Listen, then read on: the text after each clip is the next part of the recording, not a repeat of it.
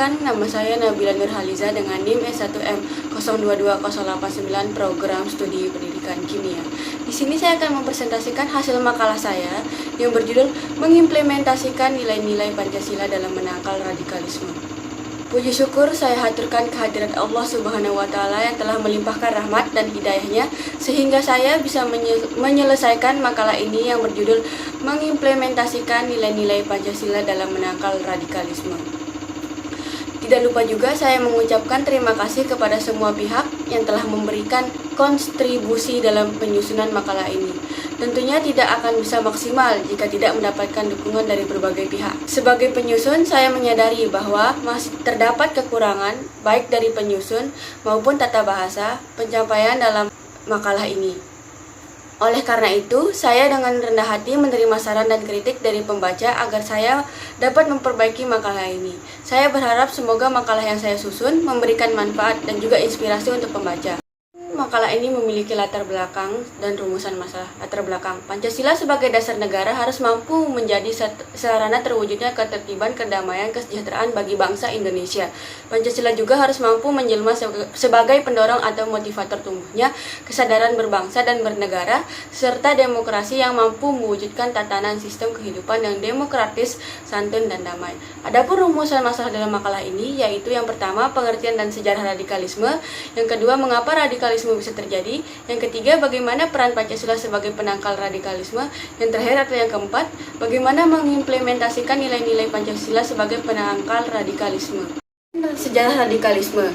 Radikalisme dari bahasa Latin radix yang berarti akar adalah istilah yang digunakan pada akhir abad ke-18 untuk mendukung gerakan radikal. Dalam sejarah, gerakan ini dimulai dari Britania Raya meminta reformasi sistem pemilihan secara radikal. Gerakan ini awalnya menyatakan dirinya sebagai partai kiri yang jauh, menentang partai kanan yang jauh.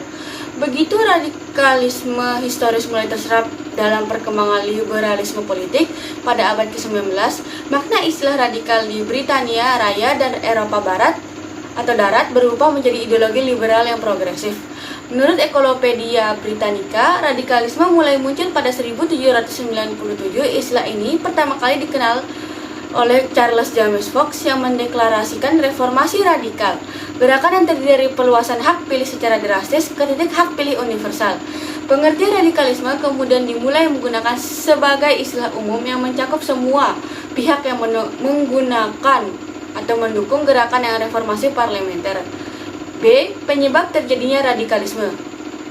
Ada dua faktor penyebab munculnya paham radikalisme dan tindak pidana teroris, yaitu faktor internal seperti minimnya pemahaman anak tentang agama, wawasan kebangsaan, jenis kelamin, umur, inteligensi, dan kematangan emosi anak. Sedangkan untuk faktor eksternalnya berupa keluarga, lingkungan, media, kemiskinan, dan pendidikan. Yang C. Peran Pancasila sebagai penangkal radikalisme. Munculnya gerakan radikalisme saat ini disebabkan karena liberalisasi politik. Dalam pengertian secara umum, liberalisme adalah sebuah ideologi dan tradisi politik yang didasarkan pada pemahaman bahwa kebebasan adalah nilai politik yang paling utama. Liberalisme juga dapat menyebabkan terciptanya masyarakat yang bebas. Kebebasan yang muncul ini menggerakkan radikalisme akan terus mengorong-orong dan mengganggu keutuhan negara yang berideologi, seperti bangsa Indonesia. Nah, peran Pancasila dalam mengatasi masalah radikalisme ini sendiri yaitu dengan cara yang pertama, memperkuat ketahanan nasional dalam bidang ideologi, yaitu dengan menanamkan Pancasila dalam kehidupan berbangsa, bermasyarakat, dan bernegara.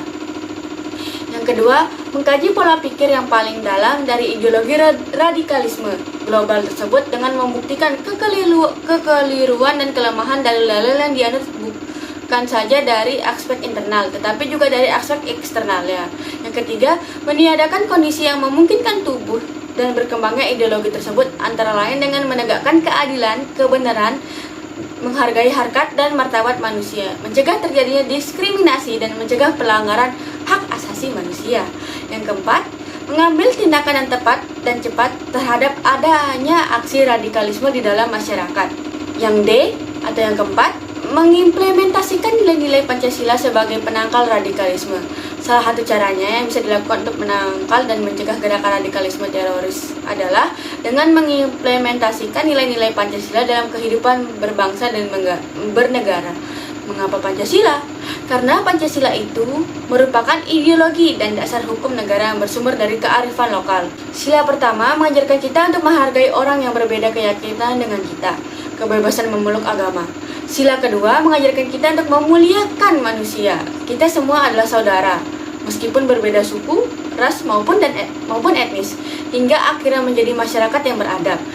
Sila ketiga menunjukkan pentingnya persatuan, menekankan kekeluargaan gotong royong dan nasionalisme.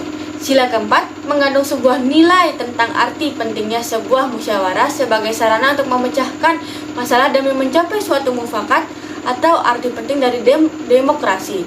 Sila kelima bermakna bila sebuah keadilan dan kesejahteraan sosial adalah hak setiap warga negara, kesewenang-wenangan dan penindasan suatu pihak terhadap pihak lain harus dihapuskan. Untuk itu semua pihak-pihak harus memperjuangkannya. Kesimpulan, jadi Pancasila harus dijadikan pedoman dalam proses berorganisasi sebagai upaya benteng pertahanan untuk mencegah gerakan radikalisme, intoleransi, dan terorisme. Dengan begitu, Pancasila memiliki relevansi yang sangat tepat sebagai upaya dalam merangkai rasa kebangsaan dan rasa keharmonisan yang berlandasan dengan nilai-nilai yang terkandung dalam Pancasila. Sekian dari video kali ini, semoga bermanfaat. Wassalamualaikum warahmatullahi wabarakatuh. Dadah!